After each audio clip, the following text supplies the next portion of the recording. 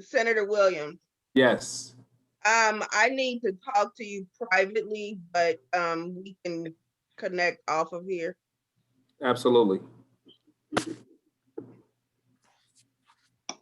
Well, if everybody's okay, I'm going to wait just a couple more minutes to get started while people get their tables cleared and get online. Yeah, you just let me know when you're ready, okay? I will do that. Sorry, Nancy. I'm eating dinner as we're watching. Hey, that's totally fine. So you see my mouth going up and down. I'm not talking. Not talking.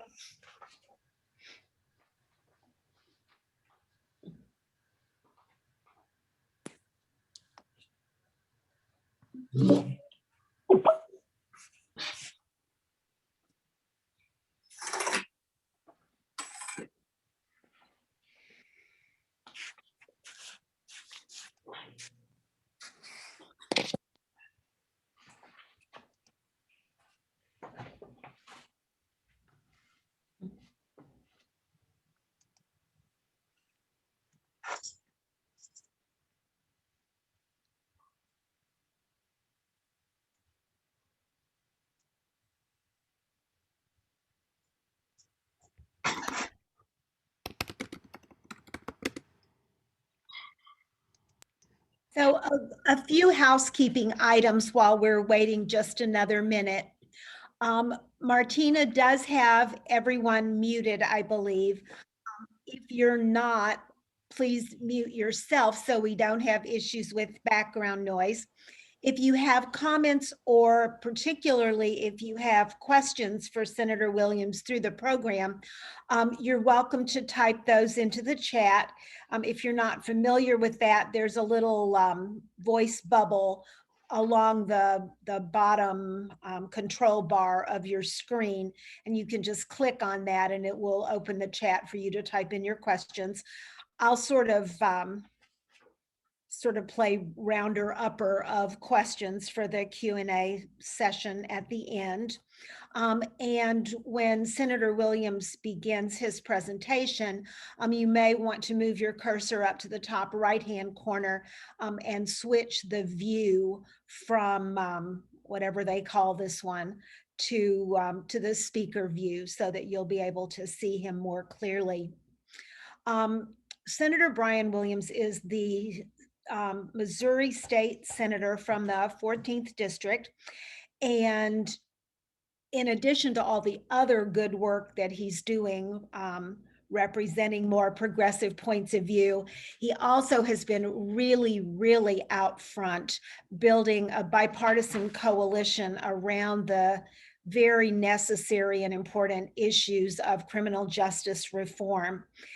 I'm not going to tell you any more of his backstory because that's really his to share, but he is speaking honestly everywhere there are two or more people gathered, I think, all across the state of Missouri, and blessings on Zoom for making that at least a little bit easier for him, but really helping to educate the entire population of the state about this important issue in very much the same way that TI's new Racial Justice and Equity Committee has a subgroup around educating our own congregants.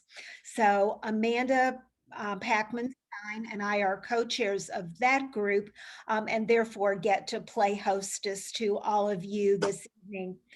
So I'm just going to turn it over to Senator Williams and ask him for a little bit of the backstory about what the current situation is, why we're so badly in need of reform, what his proposals are, and how we might be able to help move hearts and minds and get those moved from a proposal to an actual law of Missouri. So Senator Williams, we're all going to go into speaker view and let you take the floor.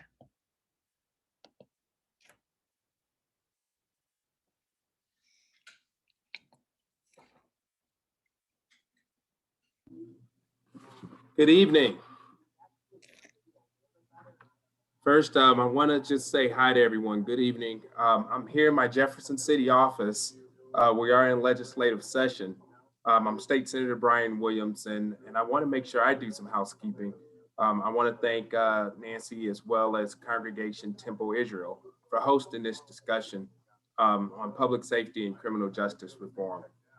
These are issues that are top priorities for me this legislative session, and I'm grateful for the opportunity to be able to update you on our efforts here in Jefferson City.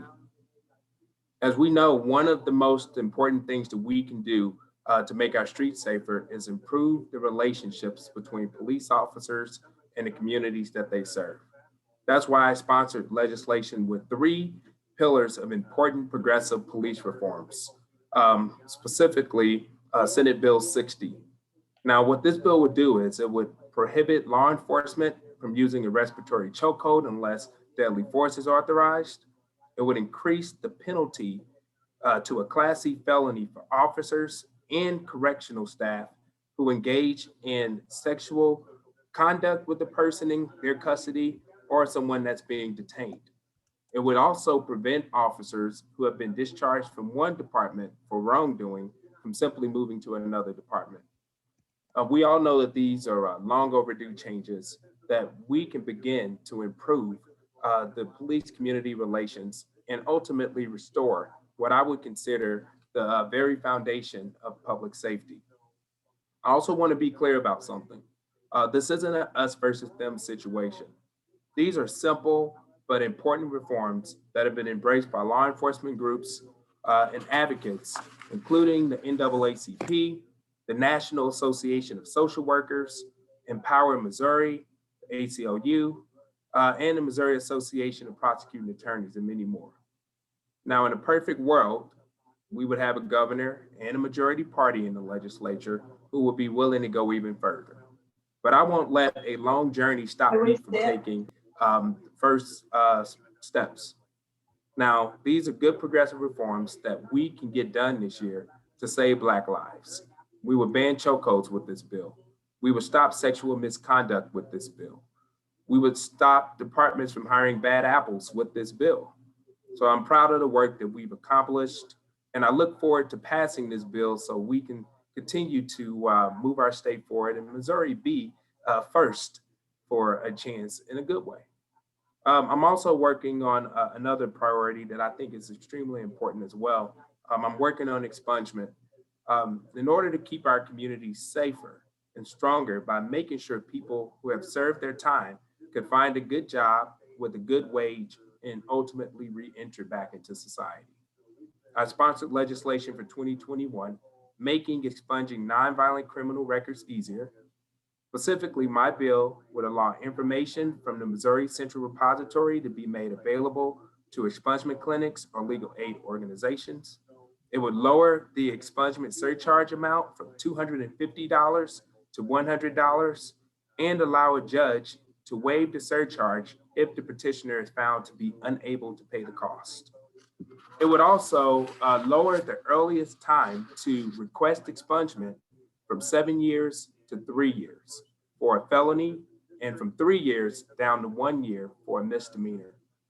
Streamlining the process to help people who have paid their debt to society find a good paying job and ultimately rebuild their lives. I want to thank you all again for having me here today, and I look forward to taking questions.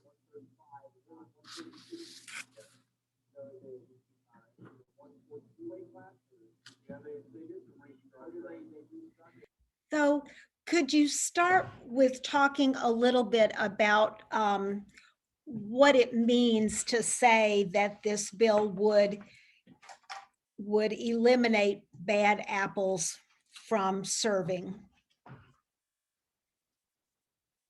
In what way? What's going wrong now that this bill would fix? Absolutely, that's a great question. So my Senate district, for example, has 35 municipalities.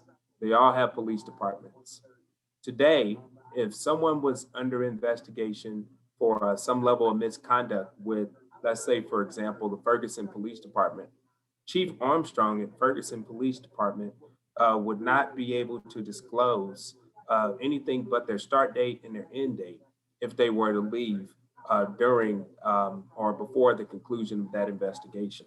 So what this bill does is give police officers and police chiefs immunity to where they're not worried about receiving some type of retaliation or potentially being sued by the police unions, and ultimately can disclose misconduct and bad behavior of a police officer who clearly should not be in policing at all. Someone asked in the chat whether this expungement of the legislation would include expungement for victims of human trafficking who have been arrested or incarcerated for sex crimes. Absolutely. And I'm also a huge champion for human trafficking. I've taken on human trafficking as a priority. I lead Human Trafficking Day, not only here at the Capitol, but we had a statewide event, not only talking about how we need to address human trafficking, but also protect those who may have been criminalized due to clearly modern day trafficking. And what sorts of policies again would attack that? So the expungement would cover anything that was a nonviolent offense. I'm sorry, I didn't phrase that very well. I meant that apart from this specific bill about criminal justice reform, what sort of proposals are in the works that would deter or more rightfully punish human traffickers? No, I don't have any particular legislation that's steered directly to folks in human trafficking. But if you were charged with a crime that was nonviolent, once you're removed from supervised release, this bill would allow you to be eligible for expungement. So someone is asking whether you think, what do you think are the chances that this reform bill will pass or even move out of committee? And can you talk a little bit about the bipartisan nature of the support? Absolutely. So this bill has made it out of committee. It was the first Democratic bill and the only one that had came out of committee within the first 2 weeks of the session. Last year, during the special session, the governor called a special session to address violent crime. I said if we were going to address violent crime in St. Louis, we should talk about police reform. The governor did not extend the call, but he still moved forward with this agenda. I made it very clear to my Republican colleagues if they wanted to move forward with anything pertaining to policing, then we need to take it up. So I got a commitment to we would take this up at the beginning of the session, which was in January. We've spent the past 9 months traveling throughout the entire state, Springfield, Columbia, Jefferson City, Kansas City, clearly in St. Louis as well, talking with members of law enforcement, activists, members of the ACLU, and really sitting down, taking serious looks at reforms to ultimately move our state forward. The bill has been voted out of committee and it's now on the formal calendar. So that bill will come before the Missouri Senate within any day this week or potentially the week after next. Are there co-sponsors of this proposal? Yes, I serve as the assistant Democratic leader in the Senate, as well as the chair of the Missouri Senate Black Caucus, and members of the Black Caucus in the Missouri Senate have become co-sponsors of my bill. And then we also have 2 members in the state House, both Republican and Democrat, that have taken pieces of Senate Bill 60 and have filed bills as well. Representative Rasheen Aldridge on the Democrat side, and then Representative Shamed Dogan on the Republican side.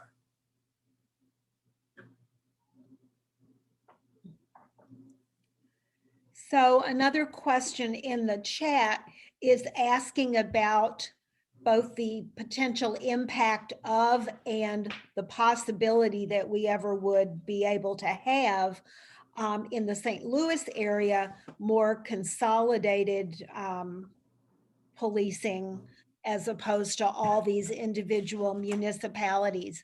And how much would that help? Well, it would help tremendously, but you know, the reality of it is that I have a Senate district with 35 municipalities. I'm very proud of my relationship and the leadership that my office and I have been able to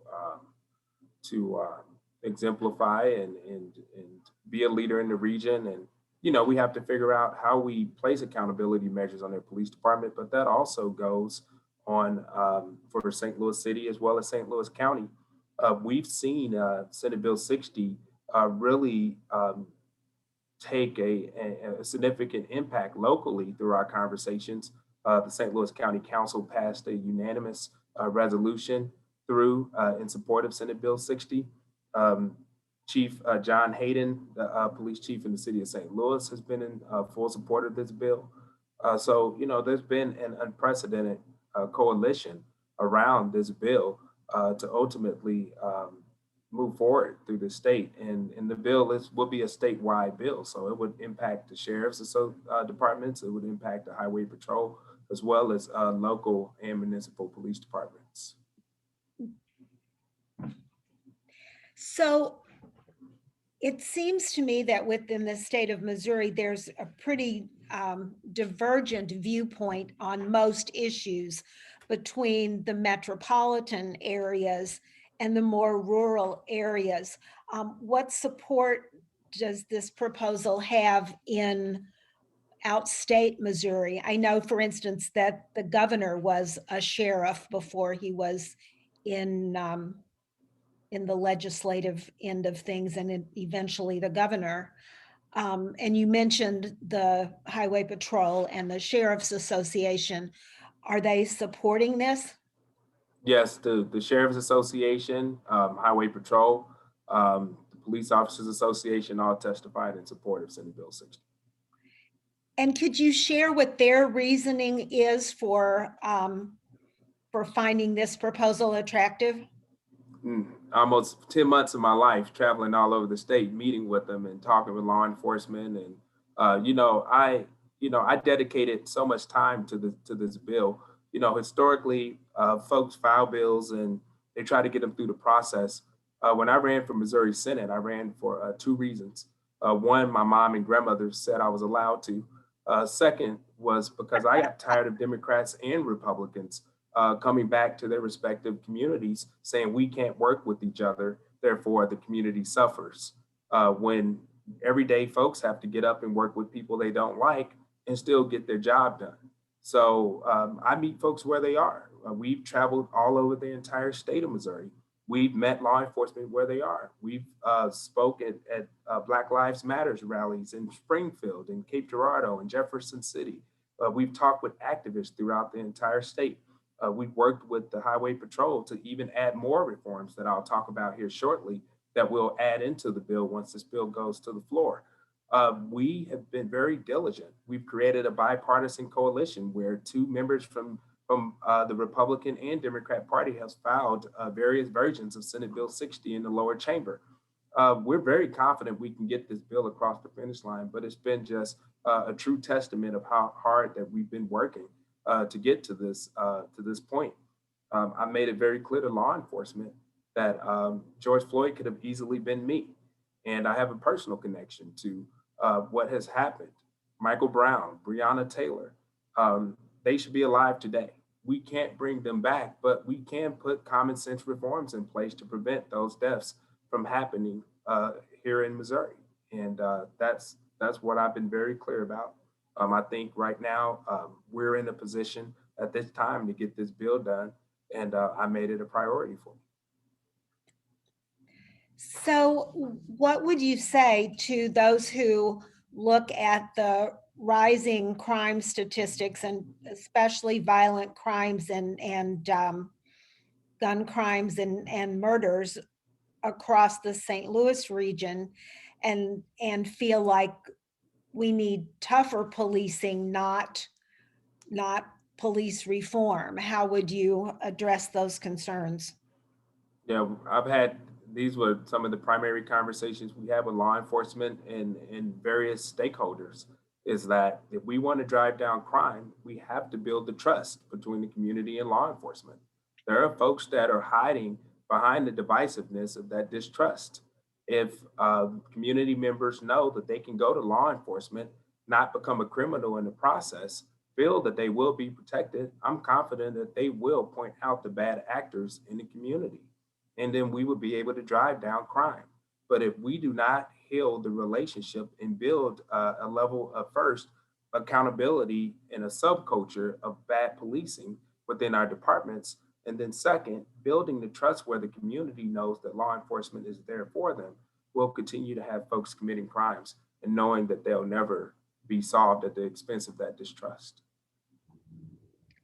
So someone wanted to know in the chat what groups or organizations are either just withholding support or actively opposing this sort of reform. Well, we don't have any that are publicly in opposition. As I stated before, the NAACP is in support of this bill, the ACLU, various social justice groups, Empower Missouri, the St. Louis County Police Officers Association has come on in support of this, the Highway Patrol, the Missouri Association of Social Workers, and national. We've also had the Missouri Association of Prosecuting Attorneys. There's an unprecedented coalition of folks that are in support of this. I mean, clearly you may have an individual member maybe here in the body that may want to push their own agenda, but in terms of where this bill is, the work we put into this bill, the common sense reforms that would build the trust between law enforcement and the community has been very clear. So we often hear that there's sort of a blue wall of silence around police misconduct. And yet you say that even the police officers' unions are not opposing this. Can you help us wrap our head around how that would be? Yeah, you got to meet people where they are. You know, my uncle, he served 27 years in the St. Louis City Police Department. And I made it very clear to law enforcement is I'm not lost on the fact that it's a high stress, very dangerous job. My uncle retired after 27 years. And the reason why is my family was concerned whether or not he would make it home safe when he had every intention of serving 30 years. We have very real, consistent conversations. Was it easy? No.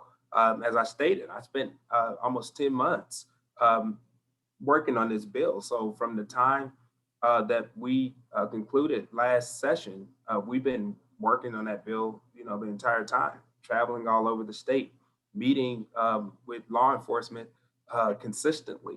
I mean, there's been a lot of conversations. We had a lot more reforms and we were able to get to an agreement on them. I mean, it was some that gave them heartburn that we wanted, but we know if we get these across the finish line, it's set precedent for us to come back and continue to add more reforms to build police accountability. And then you also had a situation where law enforcement said that they already didn't train officers to do certain things. And if they don't, then it shouldn't be a problem with banning them. Meaning certain enforcement mechanisms, or? Yeah, like they don't train officers to utilize the chokehold. If they don't do that, then we should ban them. And therefore, if a police officer does do it, then there needs to be a consequence for them. Right now, if a police officer, you know, Jason Armstrong, the police officer in Ferguson, who has had to work through a consent decree, called me and said, you know what, Senator, this would be helpful to me because I have some bad apples in my police department and I can't disclose an investigation because of the fact that they could retaliate and potentially sue the police department. So giving police chiefs that immunity to prevent bad officers from department hopping is going to be extremely beneficial, not only to the community, but to good police officers that want to have a strong and accountable police department. You know, as I stated before, this isn't an us versus them situation. We're looking to tackle a subculture of bad police officers that have tainted what I would consider an honorable profession. And until we get those bad apples out, they will continue to create an environment of distrust and ultimately continue to be on the path of folks dying due to the lack of that.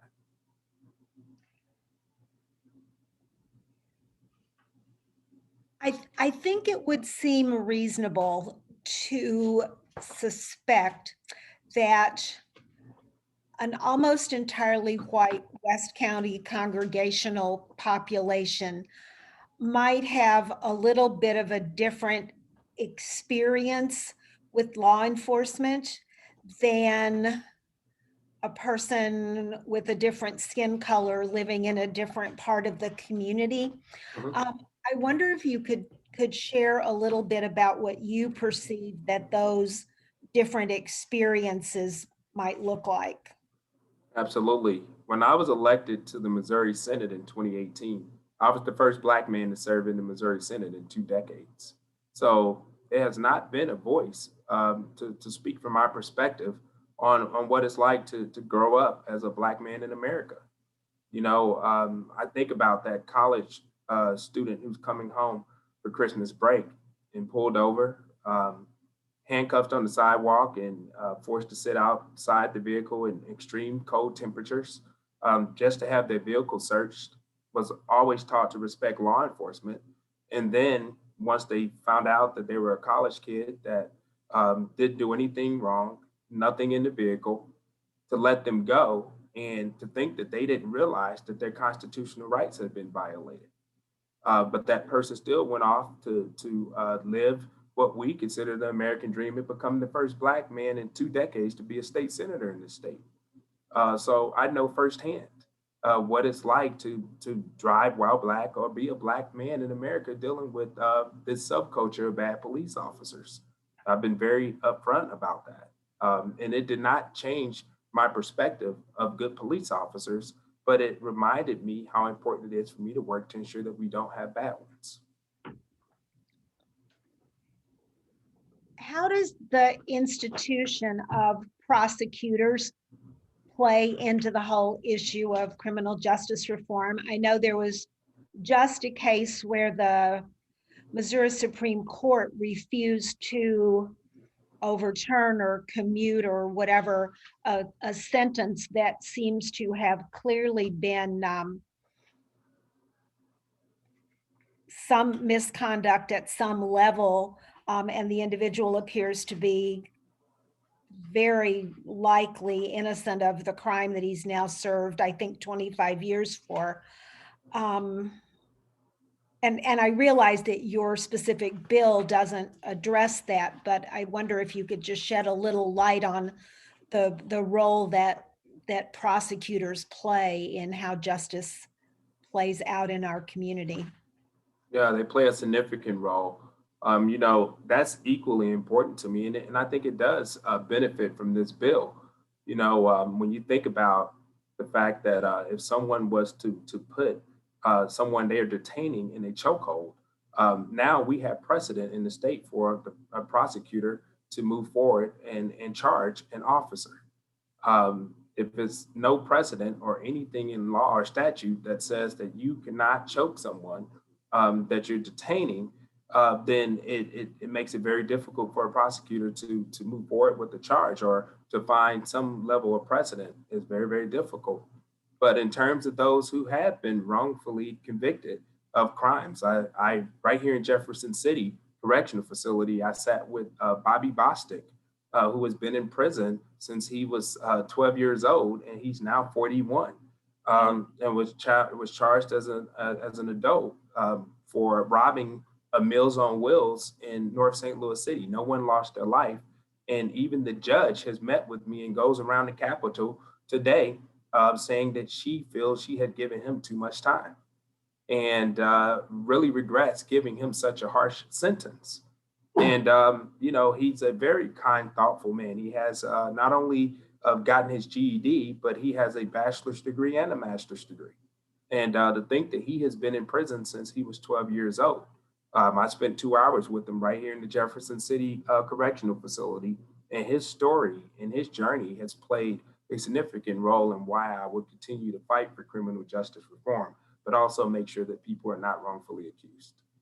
And I think that would be a tremendous help to prosecutors to know not only that they have some level of statute or precedent in place to charge officers, but I think it also gives cover to judges.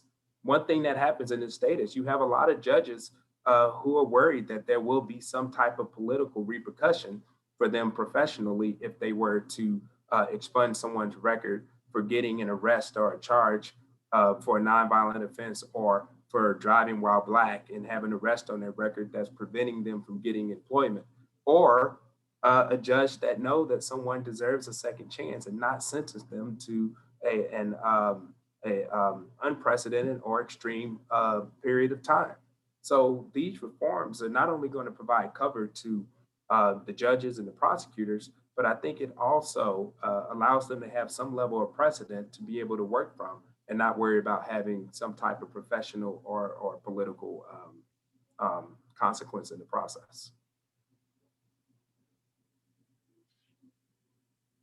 So if we were looking to become more informed about not only your bill, but the broad racial issues around criminal so-called justice, do you have resources that you would recommend to us?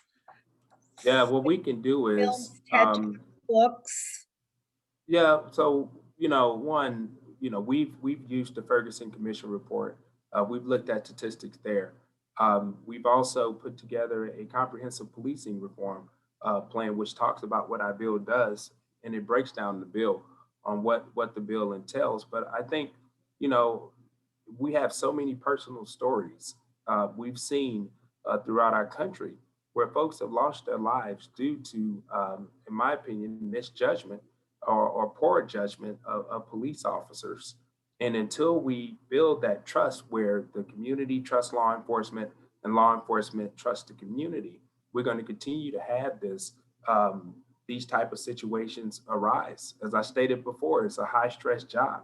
And in order to be able to effectively do that job, you have to know the community. You have to have some level of a relationship. I can tell you right now, I would not be half as successful as I have been in the Missouri Senate had I not met people who did not grow up like me, who do not view the world as I do, who do not represent communities like I do. If I never took the time to meet them where they are, we would not be where we are today with Senate Bill 60. And we wouldn't be having a conversation about banning chokeholds in Missouri, making sure police officers are not engaging in levels of misconduct or in stopping bad police officers from going from department to department with no consequence and ultimately continuing to taint the profession. So I have another question for you in a second, but I'd also like to invite any of the participants who have suggested readings or suggested films or documentaries or whatever about this issue of bias in criminal justice, not just in Missouri, but across the country, to by all means share those in the chat for sure. And then my last question for you, Senator Williams, is to share with us what we could potentially do if we wanted to be supporters of this idea of criminal justice reform. Having these conversations are so important. And there'll be a time where we'll need to make a call to action to local elected leaders and letting them know that, we support this bill and it's really important to get across the finish line. But I think also being able to inform the public, to talk to your neighbors and your friends and your relatives and say, hey, it's a time where we need to really build a transparent police department. But not only do that, we need to create opportunities for our community to be able to live productive and successful lifestyles. And that only happens if we provide resources and we ultimately do everything we can to eliminate barriers. So that's what expungement does. That's what empowering good police officers to be able to come forward and ultimately prevent bad police officers from being in the policing business. And that's, I think, having that conversation and clearly your support, any opportunity to be able to talk to any groups that you're affiliated with. We've been able to really reach such a large and diverse population of people. And I'm committed to continuing to make myself available to talk about not only Senate Bill 60, but concerns that we see and even ideas in our community and our state to ultimately create a safe and forward-thinking Missouri. So again, this is not directly a part of your bill, but could you update us on what happens with people who have been incarcerated and are then released with regard to getting back their right to vote and to be involved in the functioning of the democracy? Absolutely. So the reason that Missouri Central Repository is so important because it allows Washington University School of Law, St. Louis University School of Law, legal services, the list goes on, to be able to have access to this information and be able to not only inform someone who's looking to have their record expunged of what their charges are, because some of them may have happened so long ago that they may not even remember everything that they were charged or arrested for. And then it also allows them to be able to inform them on what their voting rights are and how important it is to really um, pay attention to that once you're removed from supervised release. I'm also working with U.S. Probation and Parole. I'm currently working with Scott Anders, who is the Chief Probation Officer for the Eastern District. They have one of the top probation offices when it comes to addressing things like recidivism, ensuring that folks that are being released from supervised release are not only going into quality professions, but also being made aware of what their rights are once they're no longer on parole or probation, and then figuring out how do we get them into a space where they can ultimately support themselves and their families. Just to remind everyone to look in the chat, several people have suggested various resources for learning more about this issue.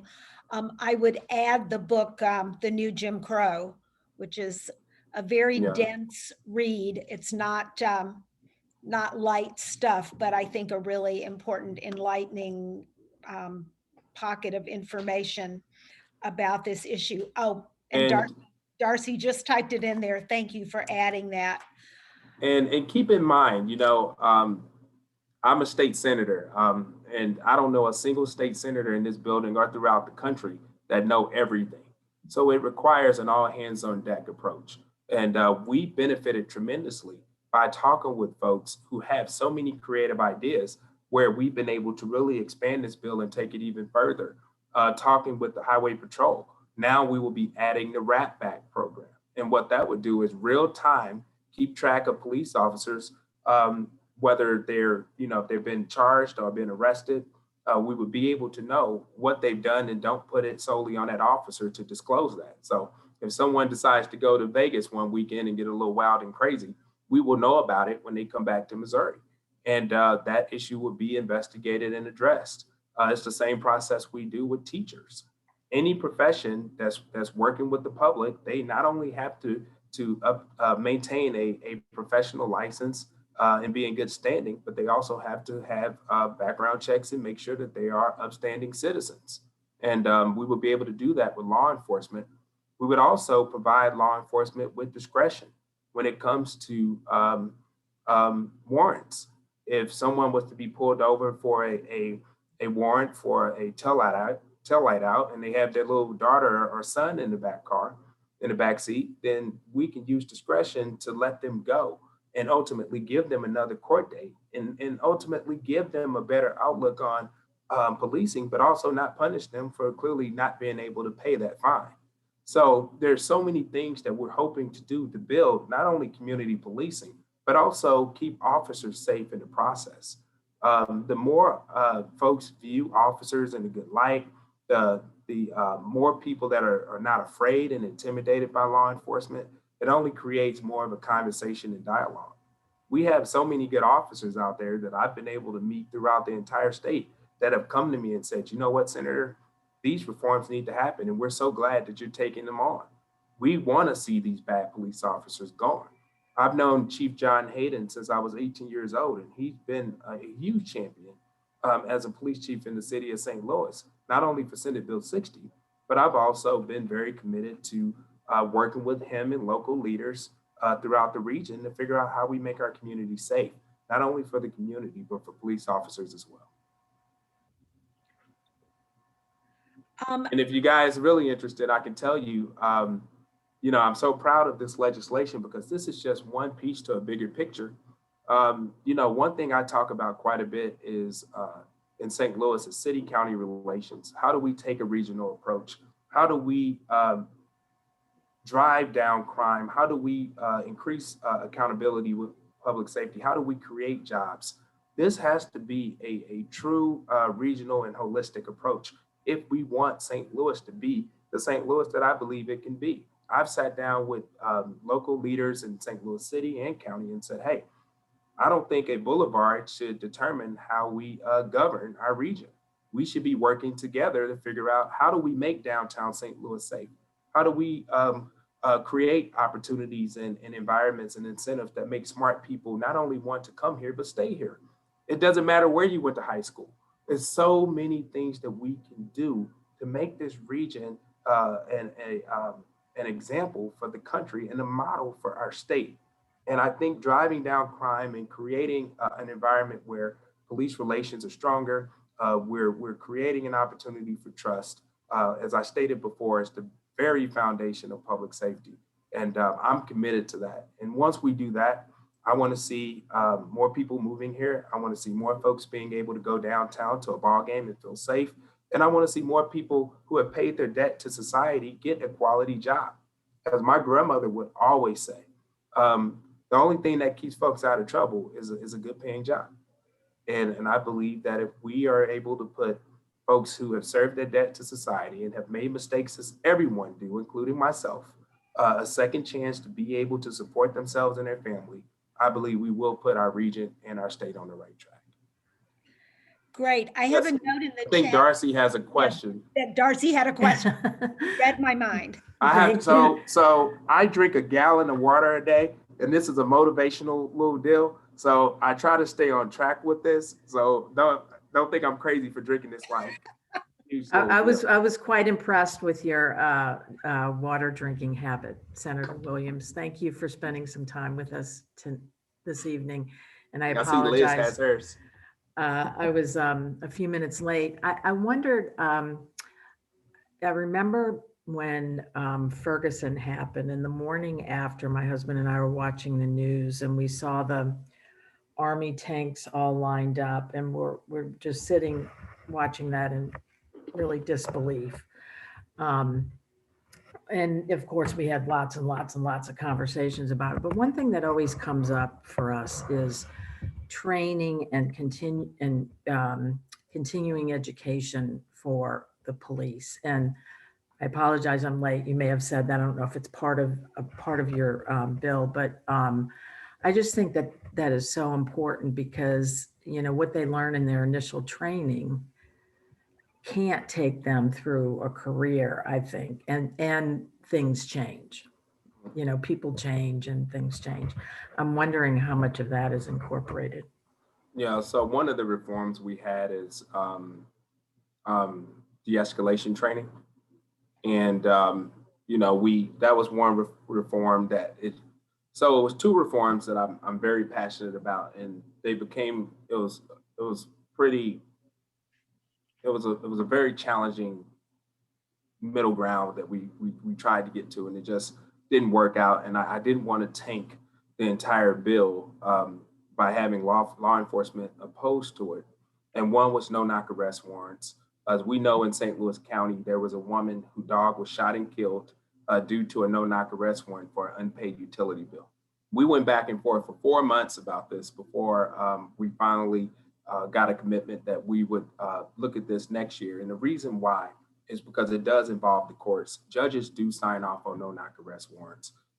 Clearly, I'm sure we probably would have exposed more than the courts and even law enforcement would have wanted us to with this. but we plan to come back and work through that. The other one was the de-escalation training. And the thing that we have to figure out with that is what we think would be an adequate, but also reasonable amount of training. You know, clearly they propose 1 hour. We all know that's not enough. And then I think we need to put in some accountability measures around cultural competency. And that's something that I've been committed to and focused on, not only in policing, but among healthcare professionals, and the list goes on.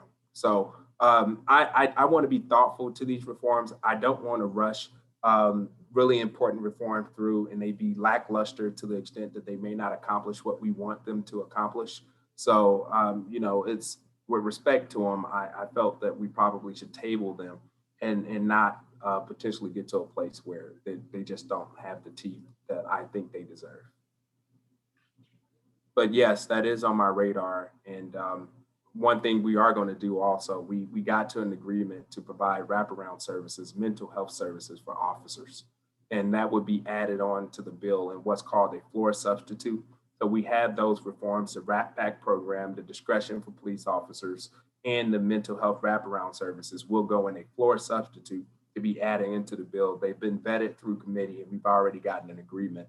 And we would add that bill, those additional reforms into the bill once it gets to the Senate floor. So I spend quite a bit of time walking the hallways, talking to people, and believe it or not, I get a lot of questions from my counterparts on the other side, but being available and being able to answer them and let them know what our intentions are. And our intentions isn't to attack police officers, it's to make their job easier and make sure bad officers aren't tainting the profession. And that's what this is about. I mean, hell, we got bad ones in my profession as well. So, you know, so this is it's everywhere. And, you know, one thing that I do every single day is I hold myself to a standard that sometimes creates mental health challenges because I sometimes try to be more than human. But it's something I think is important that we all should do that as leaders, and police officers aren't any different.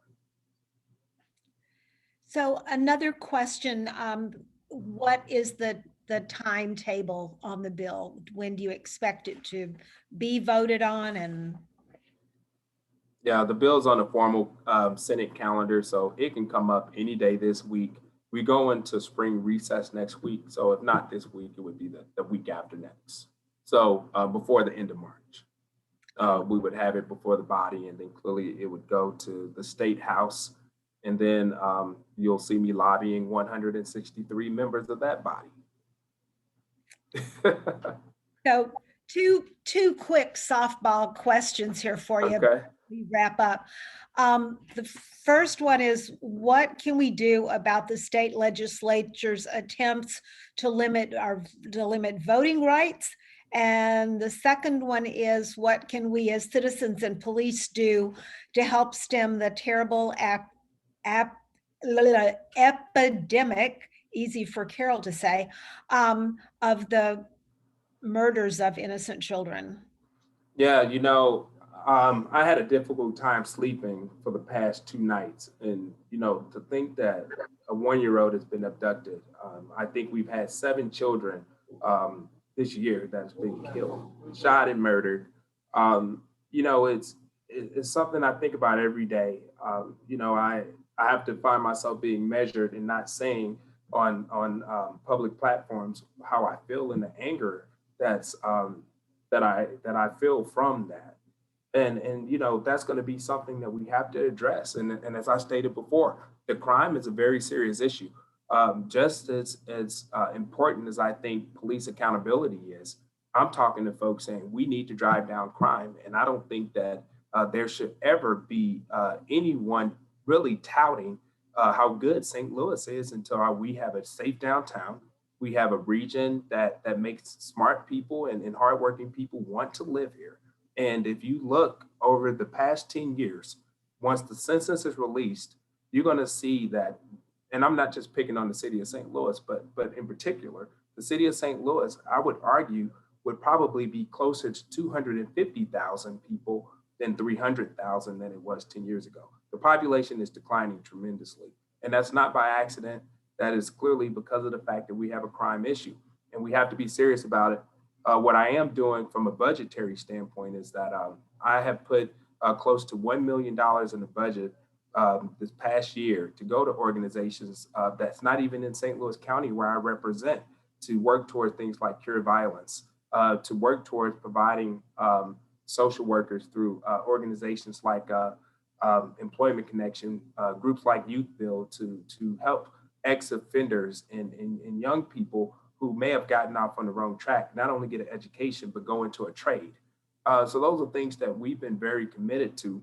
In terms of voting, I was strongly opposed to us providing a barrier to vote during the pandemic still, even though some people think it's over, it's not. We had a notary requirement for voters that wanted to vote absentee. We got to that because initially it had a photo ID provision in it. And to think that we got the photo ID provision removed in exchange of them getting the notary. And I still stress to my colleagues, and I stress to anyone that would listen, we should not be creating any barrier to prevent folks from voting. I don't recall anybody ever going to the polls to vote twice. We're trying to get people to vote once. And I think any barrier is wrong, and I don't think that's the job of the state to make voting harder. We should be making it easier. So I'll continue to work towards ensuring that we have a state that's not creating barriers and red tape, and ultimately making it easier for folks to be able to exercise their constitutional right. Senator Williams, we're coming up on our wrap up time here. Thank you so much for spending this time with us. Amanda and I will collate the resources that were mentioned in the chat for learning more about this broader issue of criminal justice reform, and we'll distribute that to everyone who was registered for this session. And I'm going to turn it over to Amanda. I do want to say one more thing though before we get off. Rob from my staff, he's in the chat. He's going to put my information so anyone that wants to reach out to me for whatever reason can contact me. Clearly, I'm on social media, but I do want to thank Nancy. Thank you again for having me here today to discuss these issues. I know sometimes our country seems deeply divided, especially after a major election, but I truly believe there's more that unites us than divides us. And as a state senator, I'm proud to represent every single one of you. And it's not just folks who voted for me. And I hope other leaders feel the same way, because I believe public safety, police reform, helping former offenders rebuild their lives should not be partisan positions. They really should be common goals that we all share. So again, thank you all so much. And I'm truly looking forward to not only your support with this bill, but working together to build a stronger and safer St. Louis. Thank you. Thank you. We really appreciate your time. Thank you. And now I'm going to toss it to Amanda to let you all know what's coming up in next month's program. Hi, everybody. Thank you, Senator Williams. It was, as a teacher, I just really appreciate everything that you're doing. I teach in Rittner, and I see the relationship and the struggle with the police department from the kids and the families. And so I think this is really important. So I really appreciate the work that you're doing. That's really good. I spoke with Coach Cal Wagner, and I spoke to the football team and really worked with them to get involved in the community. Dr. Kilbride's phenomenal. Yes, he is. So our next speaker on May 10th is Dr. Howard Fields, who is the Assistant Superintendent of Human Resources for Kirkwood School District and a former principal of mine. And he will be speaking about the disparities in funding, in educational funding, and the accreditation process and what that can do to schools when they lose accreditation. So that is coming up next. Thank you all. We will see you next month, and we'll share more information with you via email in between. Thanks for being here. Thank you, everyone. Thank you. Thank you, Thank Brian. you. So good being with you tonight. Thank you all so much. I hope I see you all soon. You will.